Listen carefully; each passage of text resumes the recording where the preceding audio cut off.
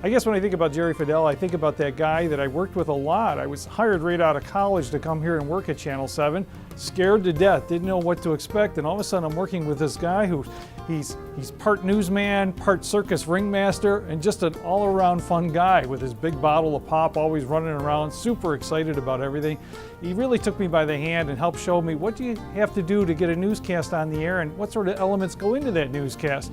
I really enjoyed working with him, and the first time I worked with him, which is in the early 80s, and I even shot some of his resume tape for him, but we had a lot of laughs, and I just remember coming to work every day was an adventure because Jerry would just make you laugh.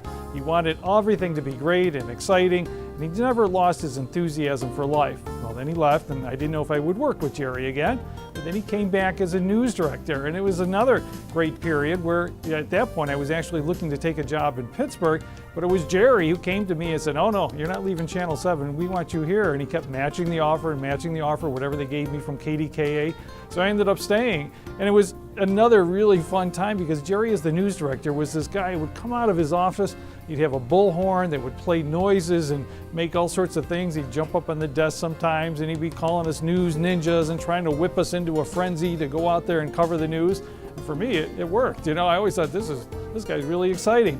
But I should say, during that same period, there was a very serious project that I worked on called Cry for Life with Ann Edwards. And this talked about some teenagers who were killed by a drunk driver. And Jerry was very committed to this project. So not only did we do stories for Channel 7, but we did a special tape that we sent out to local schools that included a music video from Frankie Shinta, kind of talking about the dangers of drugs and drinking and driving. And we'll stand proudly, America, for our children, you and me. Well, that project ended up winning an award from the White House, and we were all very proud of that. But, you know, it was really Jerry's encouragement that stood behind this whole project that really made a difference, I think, in some people's lives. And hopefully it's changed some people's lives as they move forward. Well, of course, Jerry went on to become a minister, and so we didn't work with him after that point, but I would still see him in Niagara Falls every once in a while.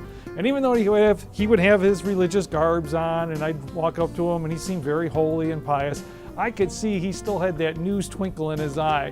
And I could see there was the guy with his bullhorn and his bottle of pop, and he was ready to jump up and call us all news ninjas again, even though he was a minister.